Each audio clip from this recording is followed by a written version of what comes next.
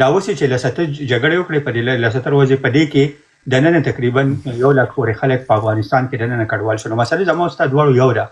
د هغې شدت کې یا د هغې په حجم کې فرق کیدی شي.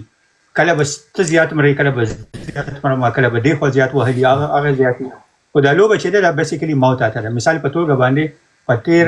40 کاله کې د بر وطن نه تقریبا 1.5 میلیون افغانان وژلي شو، او په تېر 80 کاله کې تقریبا دلته پښتونخوا کې 1 لک خلک وژلي شو. نو زموږ بر وطن ټول عمر جنګونو پردو جنګونو برباد کړی دی. نو هغې خلکو قرباني هم زیاته ورکړې ده، قرباني شوي هم دي. د هغې وجه دا و چې جګړه ټوله هلته وه او د پښتونخوا مورچه کړی و. نو دا دومره پورې دغه شو چې څومره د دې هغه اثر په امپیکټ په دې باندې راته. اوس دا کیسې چې ده که دا ما ته اس ورسز دې وکړو، یعنې زه او ته وکړو، نو دې کې دا خبره زموږ نه روانېږي. دا خبره زما او ستا دواړه دلته هم زه مرم او هلته هم زه مرم. په دې باندې اوس سندرې راځي. یا زما او ستا د لر او بر بنیاد چې دی د هغې کیسه چې دی یو ده. دا سفرنګ چې دی د دې نه روباسل چې دي خپل ولسونه، دا سیاست دی او دا په یوازې نه کېږي. دا داسې نه کېږي چې د پښتونخوا خلک به په یوازې باندې ازادېږي او د بر وطن ملګري به ورسره نه وي. دا به د بر وطن خلک چې دي هغه به پښتونخوا خلک به محکوم وي او بر وطن به خپله خپلواکي استقلال برقرار وساتي، یا به په هغې باندې جنګونه امپوز نه کړی شي. په دې وجه باندې زه د دې داسې مثال لیستانه چې یو سړی یو ستا پټي هغه پټۍ درنه د هغې یو برخه ستانه څوک دښمن ونیوي، نو هغه بیا دښمن په هغې کې مخې ته ته به خپل هغه پاتې ځمکه کې به ته لوی کور جوړ کړې، هغه به ورته هغه لږه ځمکه کې ډېران لر کور مخې ته جوړ کړي صرف تنګولو لپاره. نو دا پښتونخوا ځکه د افغانستان خلاف همیشه استعمال شوې ده چې دا مستعمره وه. دا هغه علاقه وه چې دلته کې دا خلک چې دي خپل اختیار نه لري. په 1960 کې چې کله د بډبیرې ایربیس ته امریکې ته ورکړل افغانستان خلاف، دا د هغه وخت جګړې او دا کنټینیوسلی 1.5 کالو نه را روانه ده. د هغې کې مختلف نسلونو په خپل انداز کې مخې ته وړې ده. اوس نوې ځوانان دي، نوې دنیا ده، په دې کې دا ډېر محتاط انداز سره مخې ته وړلي دي. او په دې کې که دا تفریق چې دی کوم چې ځینې خلک کریټ کول غواړي چې یاره زه داسې یم او ته داسې او ته داسې یم او د تفریق نه. همدرد صاحب ستاسو خبرې ټول پر ځای دي. زه دلته نور ملګرو ته هم بخښنه غواړم، تاسو ټول مایک در سپارم، زه بیا لږ درنه مصروفه کېږم. خوشحال صاحب بیا تاسو لایف مخ ته یوسئ. دلته په ټولنیزو رسنیو باندې ګوره ځینې مسایل دا ډول پرې بحث کېږي چې هغه د بحث خبرې نه دي. اوس وایي چې پی ټي ایم اصلا کې هیڅ شی نشي کولی، خو دا هر څه چې په دې کوز وطن کې پی ټي ایم باندې کوي دا د بر وطن پښتانه یا افغانان یې پرې کوي، کوم چې په حقیقت کې درواغ دي. دا چې زه د خپل د کوز وطن د پښتون سره په څنګ کې په درد او په غم کې ودرېږم، دا په دې معنا نه ده چې زه ستا له درد او د غم نه خوند اخلم. زه خو تا د ازادۍ خبره کوم، زه تا د خپلواکۍ خبره کوم. اما دلته اوس په میډیا باندې یو نه دوه نه داسې ځوانان ستري چې هغه غواړي دغسې تفرقه د پښتنو په منځ کې واچوي، یو لرېوالی رامنځته کړي.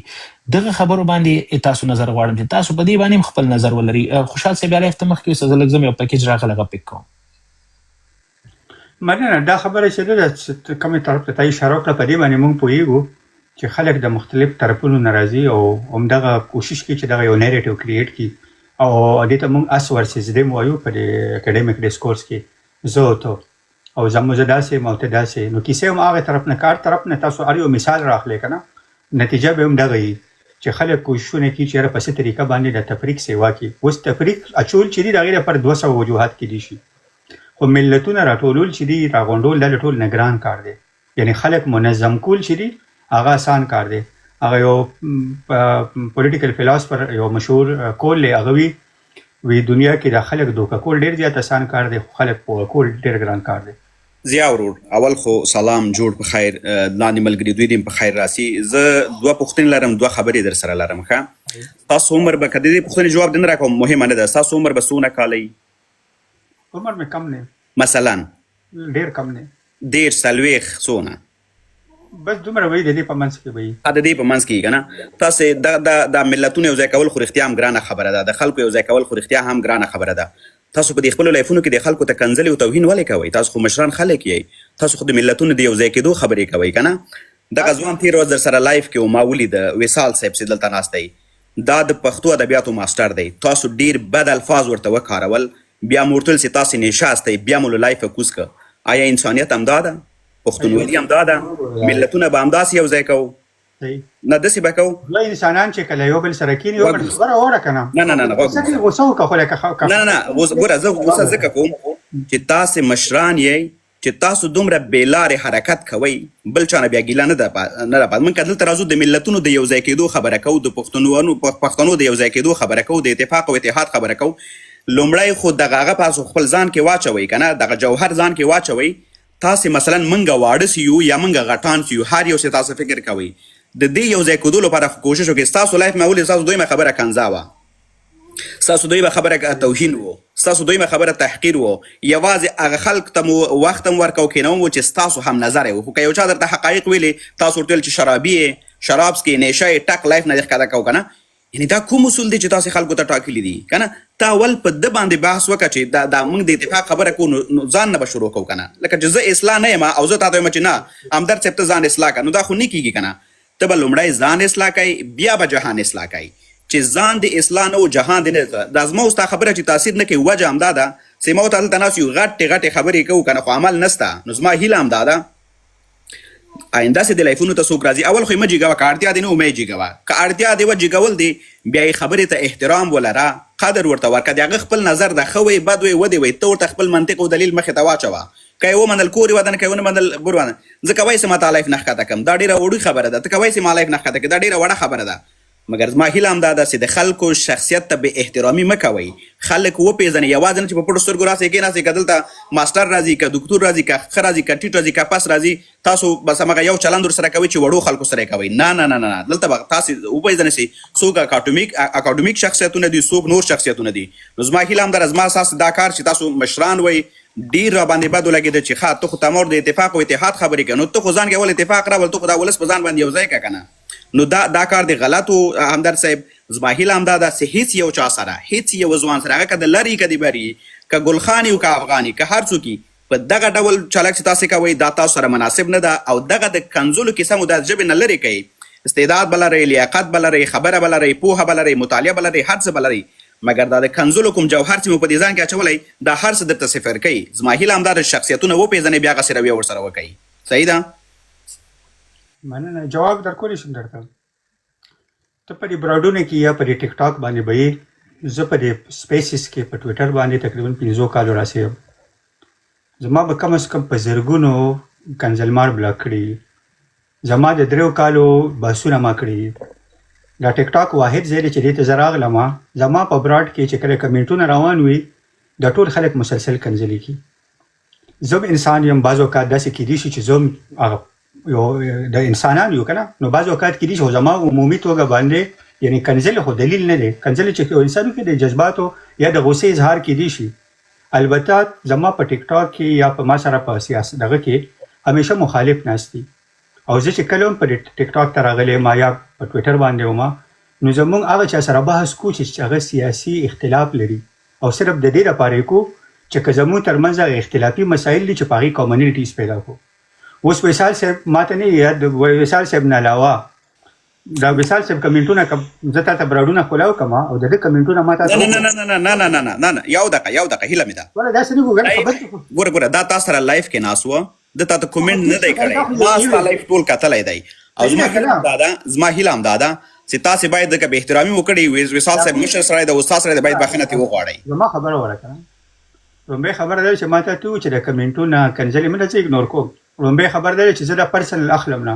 که چاته به یو سخته خبره کوم بیا ته بخښنه هم وغواړم عمومي توګه باندې ټیک شو ابل ورځ په براډ کې یو کس راغلی هغه سره ما سخته خبره وکړه نن مې ترې بخښنه وغوښته عمومي توګه باندې تا ته پته ده چې دا ټیک ټاک د کنځلو نه ډک دی ته ما ته داسې یو براډ وښایسته په دې خپل د اوسني براډ چې دی په دې کې اعلان دی د کمنټونه سره خو ورته ته وکتو مګر دلته خلک کنځا نه کوي